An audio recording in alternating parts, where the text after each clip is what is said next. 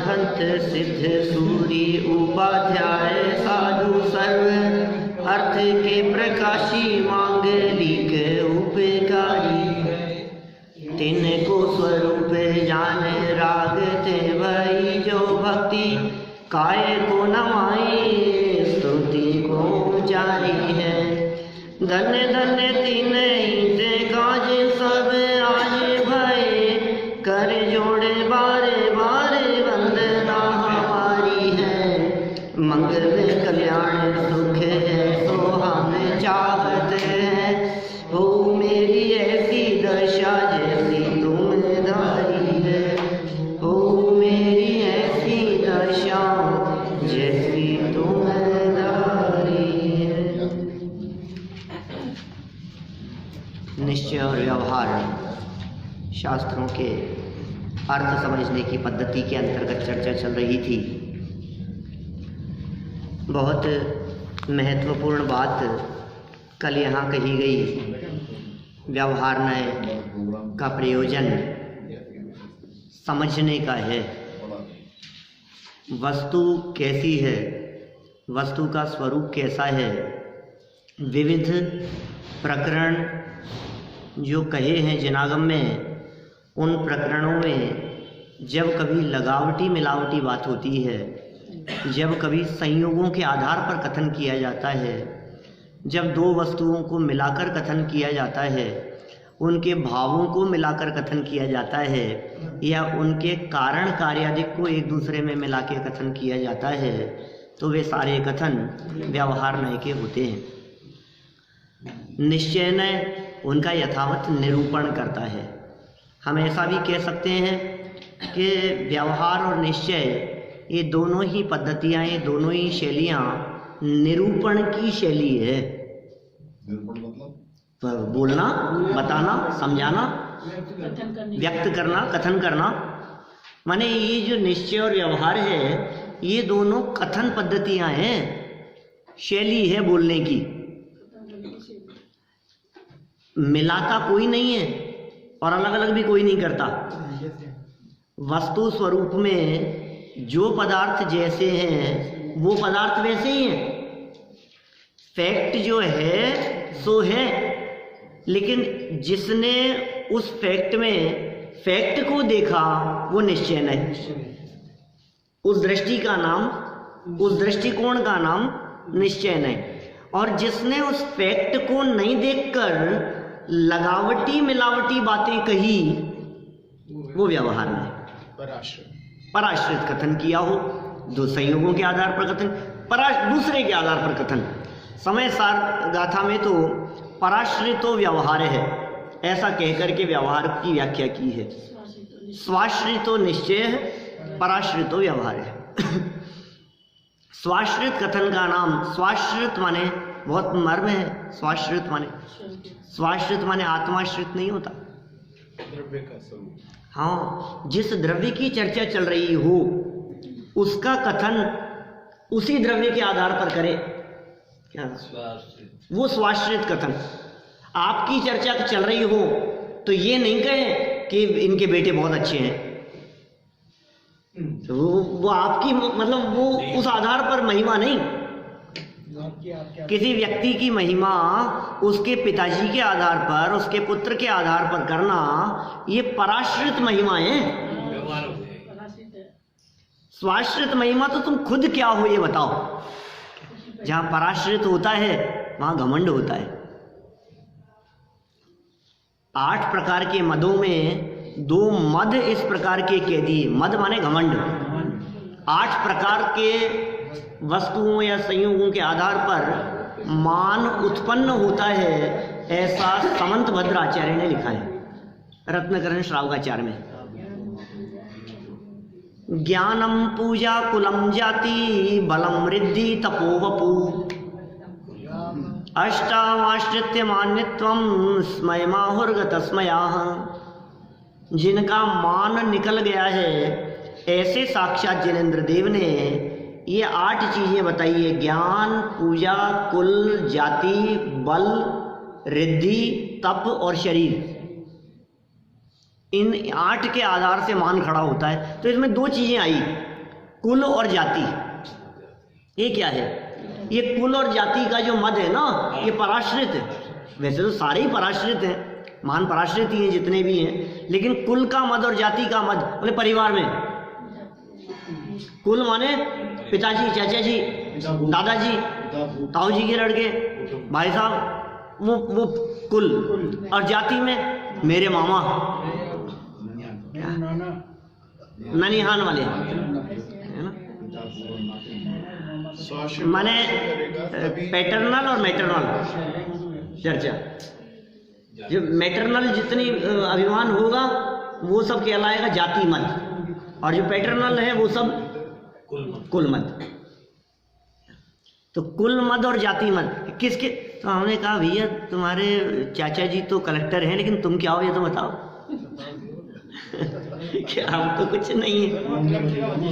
ये जितनी भी चर्चा इसी तरह से, जैसे मैंने परिवारों की बात कही है, उसी तरह से किसी व्यक्ति की महिमा उसके बिजनेस के आधार पर करना, किसी व्यक्ति की वैल्यू किसी अच्छे मकान के आधार पर, अच्छे संयोगों के आधार पर। आपको पता है भाई साहब ये तो उस एरिया में रहते हैं, अरे तो एरिया में रहते हैं तो उससे इनका क्या लेना देना है? नीरव मोदी के साथ कुछ भी समझ लो आप। तो ये पराश्रित कथन है, वो व्यवहार होंगे। इतना ही नहीं, व्यवहार के संबंध में न केवल पराश्रित तो व्यवहार है कह करके पुकारा गया। एक और बहुत सुंदर बात कल यहाँ आई थी आप लोगों के स्मरण के लिए, कि भेदाश्रित भी व्यवहार है। भेद गिने व्यवहार, हमने पंडित साहब बहुत बोलते थे, भेद करे व्यवहार। क्या? हाँ ये भेद गिने। कहीं की कोई भजन स्तुति की लाइन है ना कहीं की, भेद गिने संसार व्यवहार। कह जो भी व्यवहार है वो भेदाश्रित कथन करे, वो व्यवहार है। किसमें भेद? वस्तु में भेद। वस्तु को भेद रूप देखे, जहां भेद दिखाई देंगे वहां व्यवहार खड़ा हो जाएगा। और जब अभेद अखंड देखा वस्तु को, उसी का नाम निश्चय नहीं। निश्चय पदार्थ की चर्चा बस जो है सो है। और ये पंचाध्यायीकार जो पांडे राजमल जी हैं, लगभग 400 साल पुरानी उनकी रचना पांडे राजमल जी की पंचाध्यायी। और ऐसा तक कहा जाता है कि वो पंचाध्यायी जो रचना है वो पांडे राजमल जी की नहीं, आचार्य अमृतचंद्र की। मैंने अभी तो ज़्यादा प्रसिद्ध ये हो गया कि ये पांडे राजमल जी की रचना है। अपन लोग क्योंकि वही बार बार में वही चर्चा करते हैं, पांडे राजमल जी हैं, उन्होंने लिखी है। खैर जो भी है कोई बात नहीं, लेकिन उसमें निश्चय और व्यवहार शैली की बड़ी गंभीर चर्चा की है, बहुत बारीकी से। वे कहते हैं बोलना व्यवहार है। क्या? कहना व्यवहार है। आप आत्मा के बारे में जो कहोगे सब व्यवहार है। क्या बात कर रहे हो साहब आप? कि जितना कहोगे ना वस्तु उतनी ही नहीं है, नहीं है, उससे ज्यादा है वस्तु। तो आप उसके बारे में बोल नहीं सकते हो। कहने का मतलब ये है, उनका कहने का अभिप्राय ये है कि भाई जो निश्चय है वो अनिर्वचनीय है, अनिर्वचनीय, बोला नहीं जा सकता, वचनातीत है। निश्चय प्रतिपादन का विषय नहीं है, निश्चय बोला नहीं जा सकता। निश्चय की बात को आप कह नहीं सकते, कहते ही आपने जितना कहा। अच्छा मैं ये कहता हूँ, आप किसी भी व्यक्ति के बारे में, किसी भी वस्तु के बारे में बोलिए, तो जब आप बोलना शुरू करेंगे तो आप ये निश्चित मान करके चलिए जो भी आप बोल रहे हैं वो भाषा की, वाणी की लिमिटेशन से। हाँ बोलो। तो क्या कैसी होती है माँ? निबंध लिखा है माँ के बारे में, निबंध पूछा गया कक्षा में, मोहनदास करमचंद गांधी। तो सबने खूब अच्छे लंबे चौड़े विस्तार से लिखा, और गांधी जी ने सिर्फ निबंध लिखते समय एक ही वाक्य लिखा, माँ तो माँ जैसी होती है। क्या? कॉपियाँ चेक होने के लिए अध्यापक ने बुलाया। क्या बात है? तभी ठीक नहीं थी। तुम इतने कमजोर तो नहीं हो पढ़ाई में। एक वाक्य लिखा, देखो बच्चों ने कई कई पेज लिखे हैं, तुम नहीं लिख सकते थे? तो गांधी जी ने जवाब दिया कि भाई लिखने में तो मैं भी बहुत कुछ लिख सकता था। क्या? माँ का हृदय पृथ्वी जैसा दृढ़ होता है, पर्वत जैसी अडिग होती है, समुद्र जैसा विशाल होता है। क्या? माँ के हृदय में ऐसा वात्सल्य, ऐसा प्रेम, बहुत बहुत एक एक उपमाएं दे दे करके बहुत वर्णन कर सकता था। लेकिन सच कहूँ कि समुद्र की विशालता से भी कई गुना विशाल है। पृथ्वी के धैर्य से, पर्वत के अडिगपने से भी कई गुना ज़्यादा माँ का व्यक्तित्व दिखाई देता है। मैं ये उपमाएं दे करके माँ के व्यक्तित्व को कम नहीं करना चाहता। तो क्या कहूँ मैं कि वो तो है जैसी है, बस वो तो जैसी होती है वैसी ही होती है। क्या? आप कोई उपमा नहीं दे सकते उसको। वो अनुपमेय है, अनमोल। उसके बारे में कुछ भी कहना उसकी महिमा को कम करना है। ऐसा ही प्रयोग समंत भद्राचार्य ने किया। महिमा और स्तुति की चर्चा करते समय वे समंत भद्राचार्य ऐसा कहते हैं, मल्लीनाथ या मुनि सुब्रतनाथ की स्तुति के संबंध में समंत भद्राचार्य ऐसा कहते हैं, हे जिनेंद्र देव, आपकी स्तुति हो ही नहीं सकती, आपकी स्तुति कर ही नहीं सकता कोई, आपकी भक्ति कोई कर ही नहीं सकता। कि क्यों नहीं कर सकता? क्योंकि भक्ति और स्तुति में जितना कुछ कहा जाएगा, आप में गुण तो है अनंत और शब्द हैं हमारे पास में सीमित। तो जो कुछ कहा जाएगा वो सब आपकी महिमा से बहुत बहुत कम होगा। सूर्य के आगे दीपक दिखाने जैसा है। क्या कहें? स्तुति का मतलब होता है बड़ा के ना। हाँ, स्तुति और गुणानुवाद जब किया जाता है किसी का, बड़ा चढ़ा करके बात कही जाती है। किसी व्यक्ति के संबंध में कोई सभा लगी हो और आपको बोलने के लिए कहा जाए तो आप उसके गुणों को बड़ा चढ़ा के कहोगे। क्योंकि जिसके बारे में महिमा या जिसके बारे में सभा लगी है, आप यही तो कहोगे ना, अरे साहब ये तो बड़ा चढ़ा करके कहोगे, थोड़ा बहुत कोशिश तो करोगे कम से कम। हाँ, लेकिन हे जिनेंद्र देव, आप में गुण है अनंत और वचन है सीमित। तो कोई व्यक्ति आपकी महिमा गा कैसे सकता है? बता नहीं सकता है। देखिए भाई साहब, जिस तरह से हम किसी व्यक्ति की बात कर रहे हैं, जिस तरह से हम जिनेंद्र देव की बात कर रहे हैं, वस्तु स्थिति तो यह है कि आत्म वस्तु का स्वरूप भी अनिर्वचनीय है। आत्म वस्तु का स्वरूप दुनिया की किसी भी वस्तु का स्वरूप नहीं कहा जा सकता। दुनिया की किसी भी वस्तु का स्वरूप नहीं कहा जा सकता। कोई भी व्यक्ति वस्तु उठा करके देख लो आप, उसके बारे में आप कह करके देखो। क्या? क्योंकि आप जो कहोगे वो बोल ही नहीं सकते। आप मिश्री की मिठास को नहीं बोल सकते, नमक के खारेपन को नहीं बोल सकते, आम की मिठास के बारे में वचन नहीं निकल सकता है आपके मुंह से, लड्डू कैसा है आप बता नहीं सकते, घी का स्वाद आप बोल नहीं सकते, किसी भी चीज के बारे में आप बोल नहीं सकते। तो फिर क्या कहोगे कि ये रखा है हलवा, ये चखले कैसा है? आप बता सकते हो हलवे का स्वाद कैसा होता है? अरे साहब क्या गजब था। अरे क्या गजब तो था, लेकिन कैसा था? अरे आप बहुत, अरे आप तो क्या बताऊं आपको, मैं तो इतना गजब मैंने आज तक कभी खाया नहीं है ऐसा, और मतलब आज तक कभी ऐसा हलवा बना ही नहीं होगा कहीं भी। मैं क्या बताऊं आपको कि कैसा था, ये तो बताओ। क्या बताऊं? बता तो रहा हूं मैं, नहीं बता सकता। मीठा, सिकाई, बादाम, जो कहना हो आप कहो, लेकिन हलवा कैसा था ये वचनों का विषय नहीं हो सकता है। इसलिए पांडे राजमल जी ने कहा अनिर्वचनीय निश्चय। तो अभेद अखंड आत्मा का कथन, आत्मा कैसा? अभेद। इसलिए समयसार ग्रंथाधिराज कल 7वीं गाथा कही थी, 6ठी गाथा के अंदर क्या कहते हैं? जो ज्ञात वैसो वही, ज्ञात जो है सो है, बस हम क्या कहें उसके बारे में, हम कुछ नहीं कह सकते। अरे साहब बस जो है सो है, वचनों का विषय नहीं। तो इस तरह की चर्चाएं कल अपनी काफ़ी हुई है। देखिए आगे दीवान रतनचंद जी कुछ और बात उठा रहे हैं 10 नंबर पेज पर। शास्त्रों के अर्थ समझने की इस पद्धति के अंतर्गत पंडित प्रवर टोडरमल जी और दीवान रतनचंद जी, इन दोनों का ये संवाद है।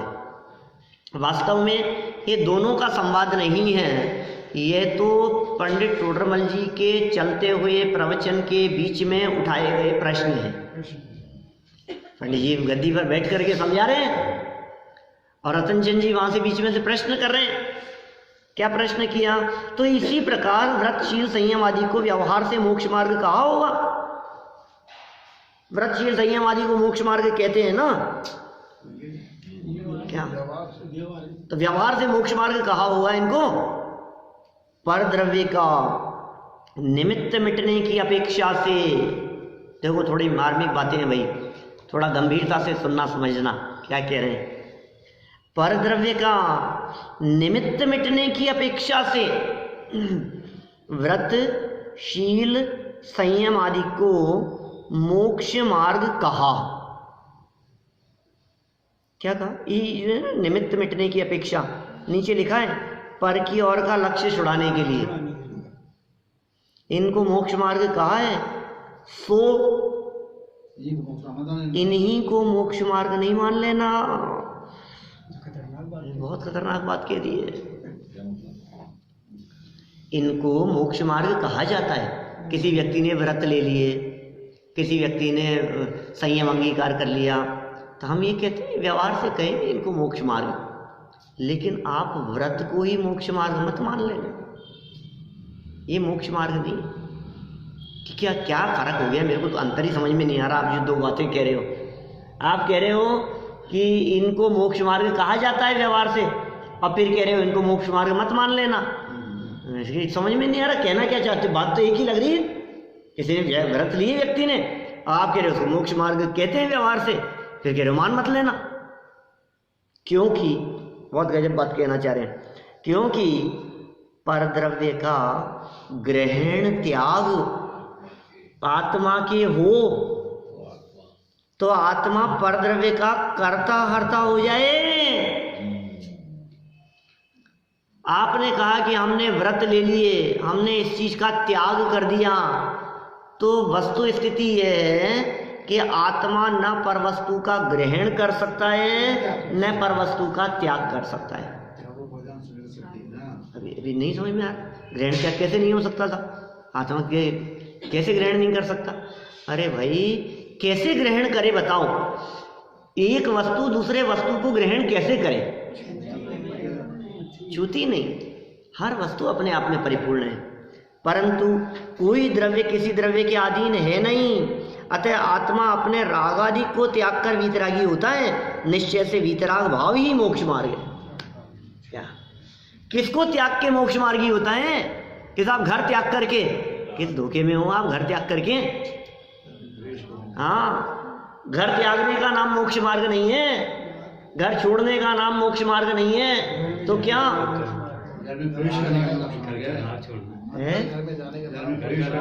हाँ, घर नहीं, घर का राग छोड़ना है तो फिर घर नहीं छोड़ूं, घर में रह लूं? कि सुन भैया, राग टूटेगा तो घर में रहना हो नहीं सकता। क्या कोई व्यक्ति ऐसा छल ग्रहण करे कि साहब कपड़े नहीं छोड़ने, कपड़ों के प्रति राग छोड़ना है, क्या तो फिर कपड़े पहने पहने मोक्ष हो जाएगा ना? तो राग छोड़ देते हैं हम तो पहने पहने हो जाएगा कि नहीं? कि सुन भैया, राग टूटेगा तो कपड़े छूटे बिना रहेंगे नहीं।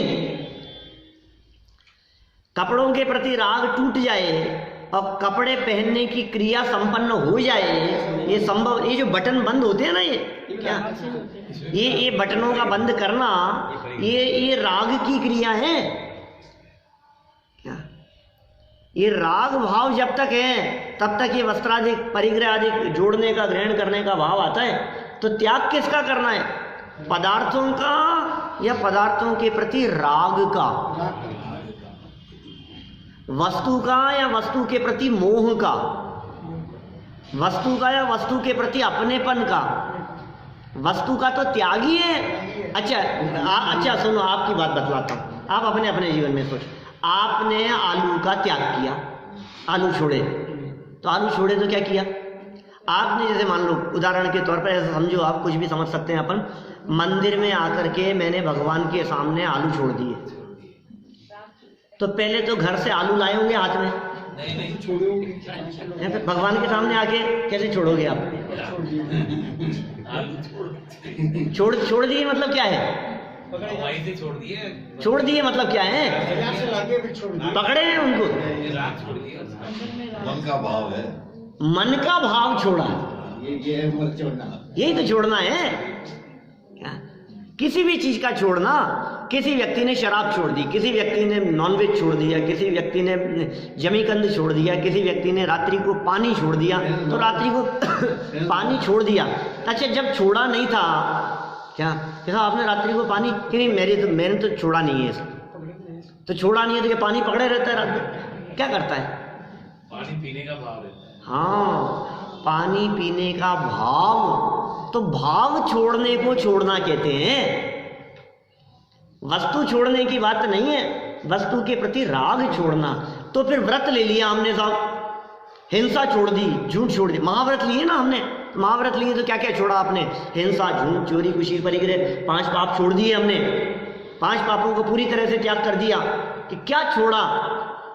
कि सुन भाई, ये बाहर में ग्रहण और त्याग तो कुछ होता नहीं है, अंदर में राग और ममत्व भाव का त्याग होता है, इसलिए निश्चय से तो वीतराग भाव मोक्ष मार्ग है।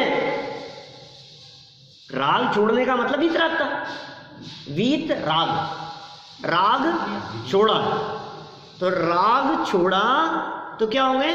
वीतराग। ये वीतराग भाव मोक्ष मार्ग है निश्चय से, तो ये तो सच्चाई है, वीतराग भाव मोक्ष मार्ग। तो फिर व्रतशील संयम आदि को बोले उनको तो व्यवहार से मोक्ष मार्ग कहा जाता है। कि क्यों कहते हो व्यवहार से? कि इसलिए कहते हैं कि जिस व्यक्ति ने व्रत अंगीकार किए उस व्यक्ति की दृष्टि पंचेंद्रिय विषय भोगों से हट गई और यहां आ गई। इतना काम तो हुआ ना। हाँ, तो परद्रव्य का, बाहरी दूसरी वस्तुओं का निमित्त लक्ष्य उसको हटाने की अपेक्षा से इन व्रतशील संयम आदि को मोक्ष मार्ग कहा जाता है व्यवहार से। देखो, इसीलिए तो कहा था कि जब तक हम यह न पहचान पाए कि जिनवाणी में जो कथन है उसमें कौन तो सत्यार्थ है और कौन समझाने के लिए व्यवहार से कहा गया है, तब तक हम सबको एक सा सत्यार्थ मानकर भ्रम रूप रहते हैं। क्या? इसलिए जब तक हम जिनवाणी के कथनों की पद्धति नहीं समझेंगे तो कहीं तो लिखा है साहब, क्या बात कर रहे हो आप? ऋषभदेव जो थे वो अयोध्या के राजा थे। ऋषभदेव, आपको पता है उनकी 2 पत्नियां, 101 पुत्र थे, 2 पुत्रियां थी ऋषभदेव के। पता है ऋषभदेव का शरीर तपाए हुए सोने जैसा था, ऋषभदेव का था शरीर। राजा ऋषभदेव का था। अरे शरीर अलग है और उसमें रहने वाला जीव अलग है, लेकिन ये जो शरीर के आधार पर ऋषभदेव स्वामी का कथन किया जा रहा है व्यवहार कथन है। अब उस व्यवहार कथन को ही कोई व्यक्ति सत्यार्थ मान ले, अरे साहब शास्त्र में लिखा है, आप कह रहे हो शरीर आत्मा अलग अलग होता है, ये शास्त्र में लिखा है। अरहंत परमात्मा का परम औदारिक शरीर होता है। आपको पता है अरहंतों का शरीर कैसा होता है? परम औदारिक शरीर। सुनो भाई, परम औदारिक शरीर को अरंत दशा मत मान लेना, क्योंकि परम औदारिक शरीर ये शरीर की अवस्था है। अरहंत अवस्था तो अनंत चतुष्टय अवस्था का नाम है। क्या ये बात?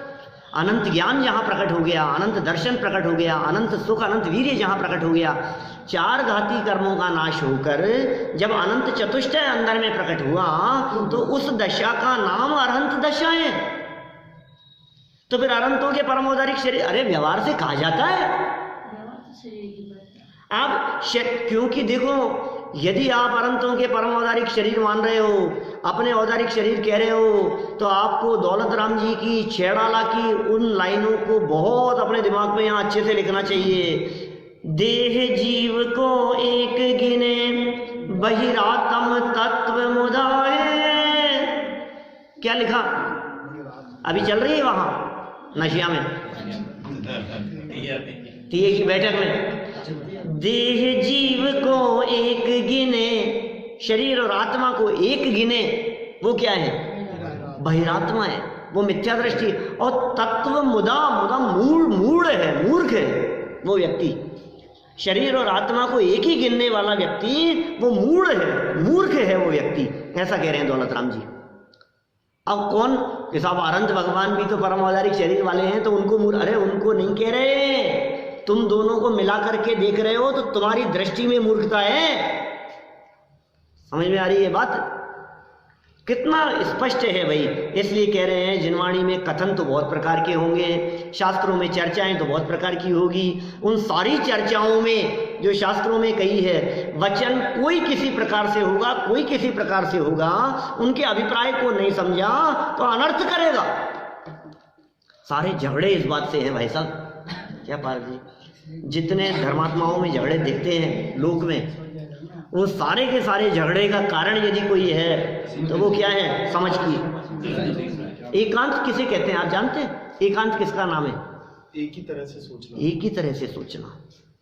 शरीर और आत्मा को सर्वथा अलग अलग अलग अलग सिर्फ यही कहना, तो फिर जिनवाणी के ये वचन झूठे हो जाएंगे। दो नए हैं, एक व्यवहार नए है, एक निश्चय है। दोनों को जान, निश्चय और व्यवहार दोनों बातें जानने योग्य, जानने का निषेध नहीं है। कभी वचन निश्चय का होगा, कभी वचन व्यवहार का होगा, हमें कोई ऐतराज नहीं कि साहब हम यदि अनंतों का परमावधारिक शरीर कहें तो साहब ये जो समूह शरण है ये किसका है? समूह शरण किसका है? अनंतों का, अनंतों का है, कुबेर का है, सौधर्मेंद्र का है। समूह शरण किसका है?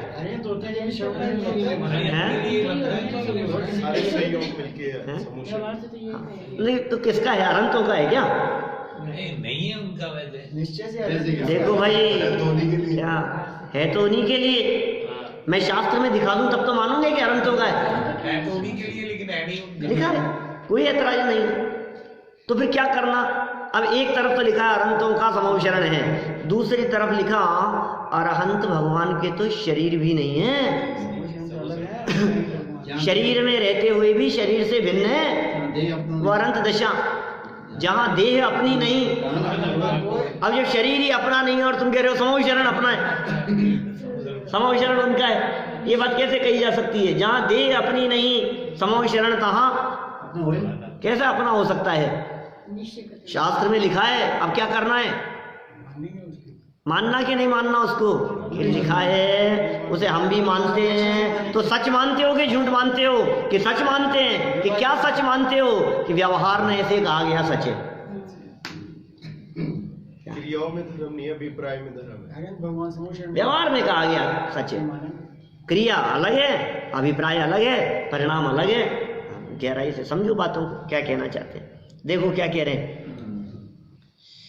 तो व्यवहार से जो कहा गया है और कौन सा कथन सत्यार्थ है, कौन सा उपचार है, फिर ये जब तक नहीं जानेंगे तब तक सबको एक सा सत्यार्थ मानकर भ्रम रूप रहते हैं। ये हो गई बात। अब नीचे तो जिनवाणी में व्यवहार का कथन किया ही क्यों? आपका प्रश्न ऐसा होता है कई बार, रोटी को समझे या रोटी को खाए? व्यवहार का कथन किया ही क्यों है यार? जबरदस्ती, मतलब उलझने के मैटर कितने हैं, भ्रम होने की संभावना है, गलतफहमी होने की संभावना है।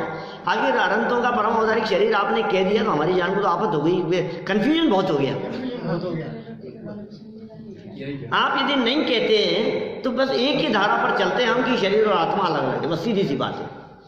दो चीजें न्यारी न्यारी हैं, वस्तु का स्वरूप। अब ये जबरदस्ती के लगा दिया कि इससे ऐसा और उससे ऐसा, और फिर भी ये इसमें जो ये वाला है ये तो सही है और ये वाला जो है ये ऐसे ही कहा है, ये सच्चा नहीं है। लेकिन कह सकते क्या उलझा रहे हो हमारे, क्यों इस तरह की बातें? देखो कितना बिल्कुल रिलेवेंट क्वेश्चन है, कितना ऐसा लगता है अपने को ये क्या गजब की बात के उठती, चित्त में उठते हैं ऐसी जिज्ञासाएं हमारे को मन में। ये क्या कह रहे हैं? तो जिनवाणी में व्यवहार का कथन किया ही क्यों है? सुनो भाई, व्यवहार के बिना परमार्थ को समझाया नहीं जा सकता। क्या कह रहे हैं?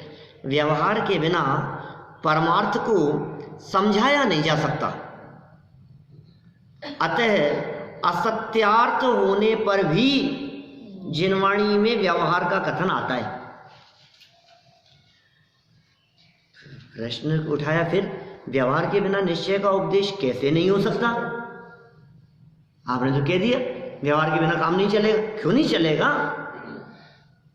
व्यवहार के बिना क्यों नहीं उपदेश हो सकता है निश्चय का? तो पंडित टोडरमल जी साहब ने बहुत सुंदर तर्क देकर के इस बात को यहाँ समझाया है। बहुत ही मार्मिक बात है। देखो क्या कह रहे हैं, गहराई से समझने की कोशिश करना। निश्चय ने से वस्तु स्वरूप कैसा है और व्यवहार से कैसा है और क्या जरूरत पड़ी व्यवहार की।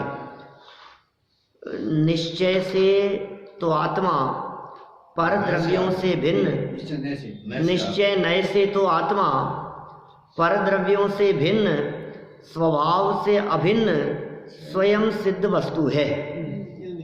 तो निश्चय से समस्त परद्रव्यों से भिन्न है, अपने स्वभाव से सदा अभिन्न है और स्वयं सिद्ध है। अब स्वयं सिद्ध में है अनादि से अनादि अनंत, उसको किसी ने बनाया नहीं है, उसका कोई निर्माता नहीं है। आत्मा या अपने जीवत्व का कोई जन्मदाता नहीं है। क्या उसे, ये तो है निश्चय से, उसे जो नहीं पहचानते उनसे इसी प्रकार कहते रहे तो वे समझ नहीं पाए आत्मा क्या है।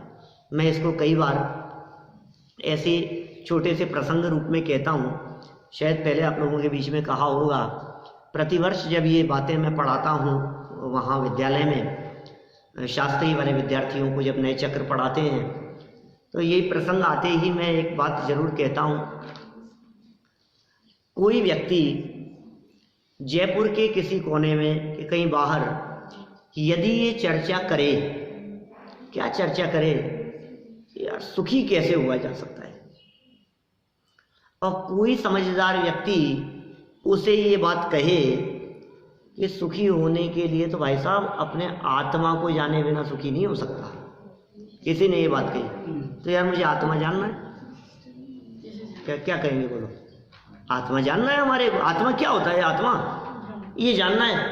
तो जो समझा रहा था, बता रहा था, उसने कहा देखो भाई, आत्मा को यदि आपको जानना है ना क्या, तो आप टोडरमल स्मारक चले जाओ। क्या बोले?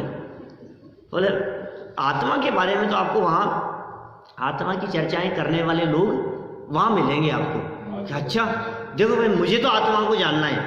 पहुँच गया वहाँ।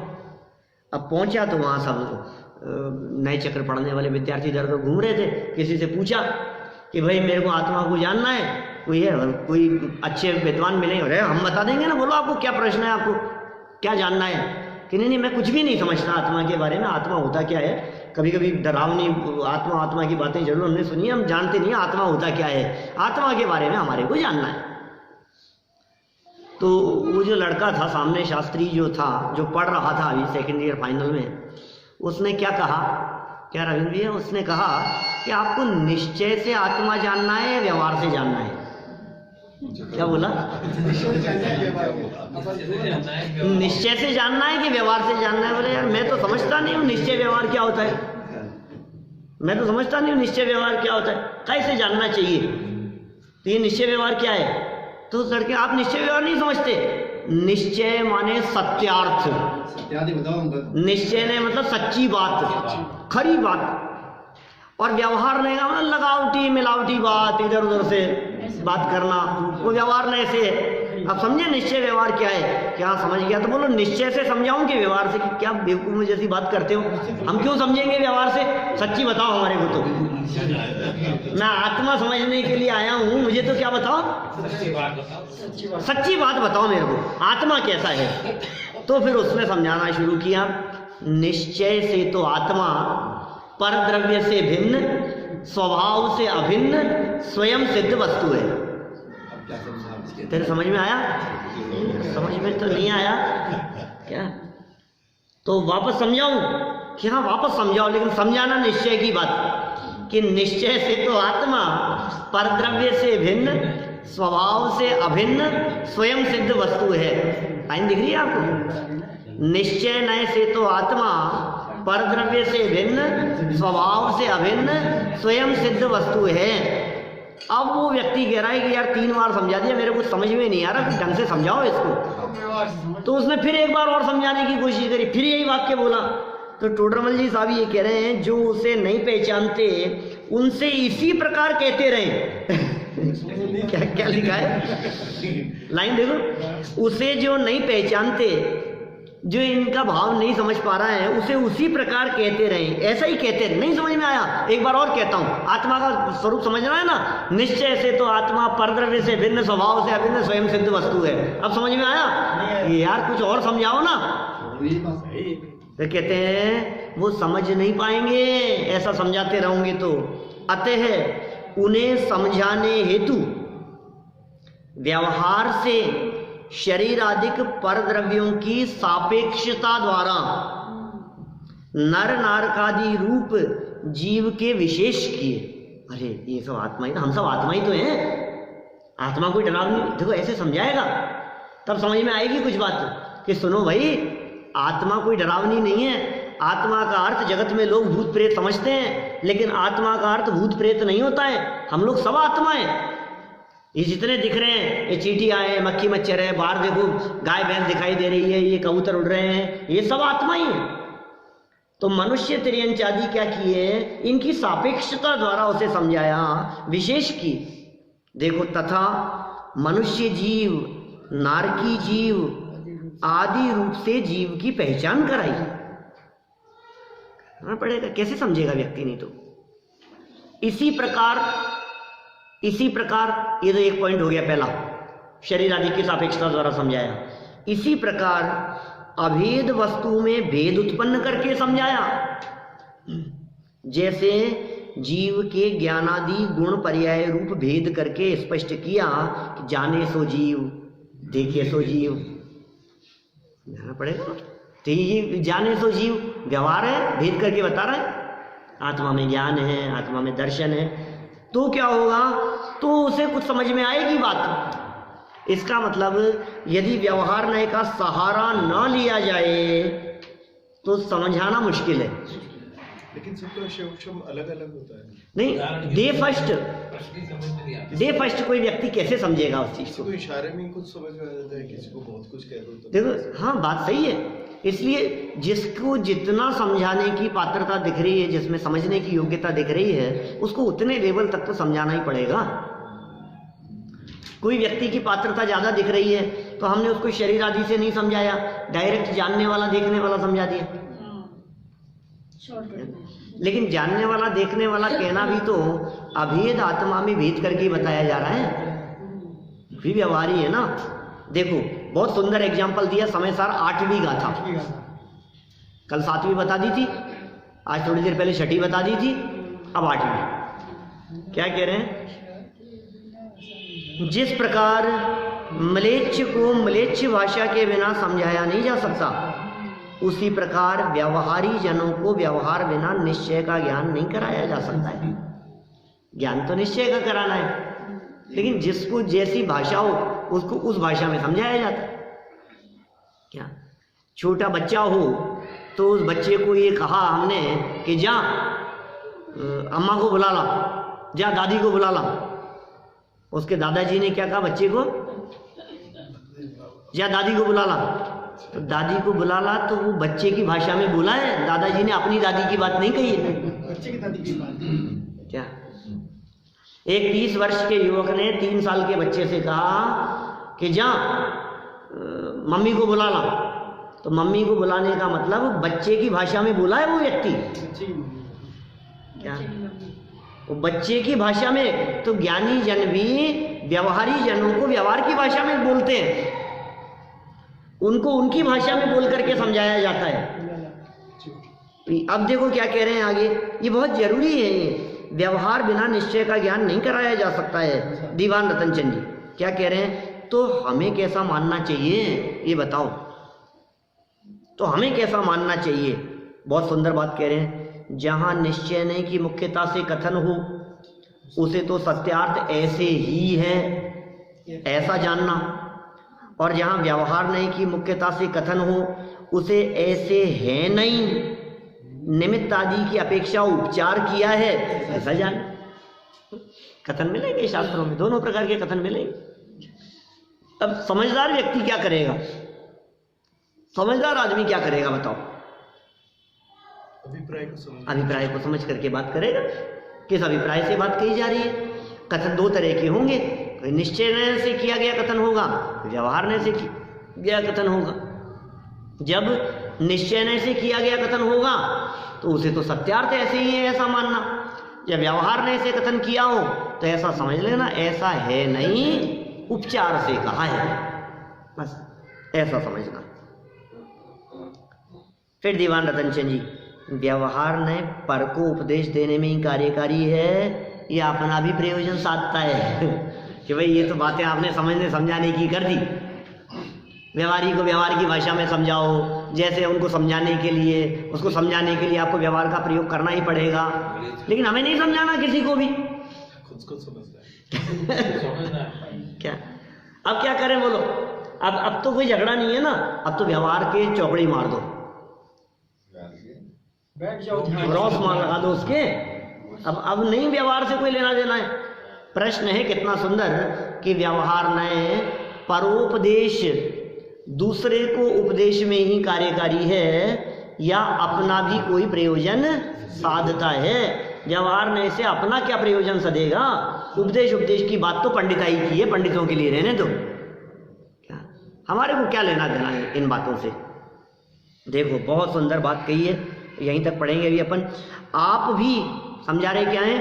आप भी जब तक निश्चय नय से प्ररूपित वस्तु को न पहचाने, आप भी मतलब अपन भी, अपन लोग भी जब तक निश्चय नय से प्ररूपित वस्तु को न पहचाने तब तक व्यवहार मार्ग से वस्तु का निश्चय करें।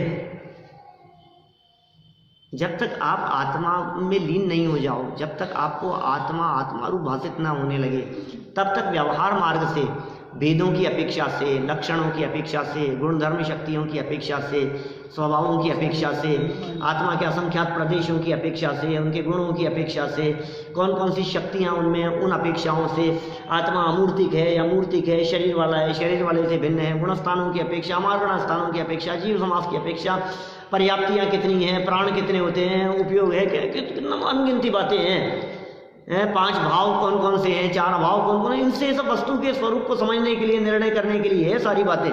निश्चय करें। अतः निचली दशा में अपने को भी व्यवहार नहीं कार्यकारी है। क्या? इस दशा में, जिस दशा में हम हैं, इस दशा में अपने को भी व्यवहार नहीं कार्यकारी है, परंतु व्यवहार को उपचार मानकर उसके द्वारा वस्तु को ठीक प्रकार समझे तब तो कार्यकारी है। क्या? किंतु यदि निश्चयवत व्यवहार को भी सत्यभूत मान लेवे, व्यवहार को भी सत्यभूत मानकर इस प्रकार ही है ऐसा श्रद्धान करे तो ये व्यवहार में उल्टा अकार्यकारी हो जाए। तो व्यवहार में कार्यकारी है कि अकार्यकारी है? बोलो। कार्यकारी भी है। बनारसी दास जी ने नाटक समय सार में लिखा, जेऊ जेऊ साधक है तेऊ तेऊ बाधक है। जो जो साधक है ना साधना में, वही एक लिमिट के बाद में बाधक हो जाता है। तब यह ठीक करने के लिए औषधि यदि उपयोगी है, औषधि का सेवन यदि उपयोगी है, औषधि का सेवन स्वास्थ्य लाभ के लिए उपयोगी जानकर कोई व्यक्ति औषधि का सेवन करता ही रहे रोग दूर हो जाने पर भी, बीमार हो जाएगा, दूसरे रोग लग जाएंगे उसको। तो कौन सी भूमिका तक क्या लेना, फिर कौन सी भूमिका के बाद में क्या करना, फिर किसके बाद में किसका त्याग कर देना, फिर वो छोड़ करके और आगे बढ़ना, ये भूमिका का ज्ञान होना बहुत जरूरी है। तो निचली भूमिका में वस्तु स्वरूप को समझने के लिए अपने को भी व्यवहार में कार्यकारी है, लेकिन उसमें चैंटना मत। यदि जबरन चैटे तो वो उल्टा अकार्यकारी हो जावे।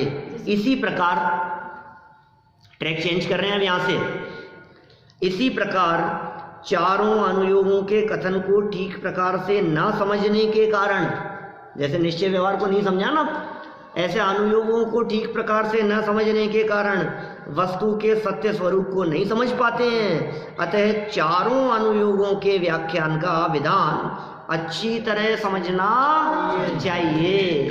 इसलिए चारों प्रकार के विधानों का जो व्याख्यान है उसको संक्षेप में ये आगे बताएंगे। यहाँ से चर्चा अपन कल करेंगे। मैं ज्ञानानंद स्व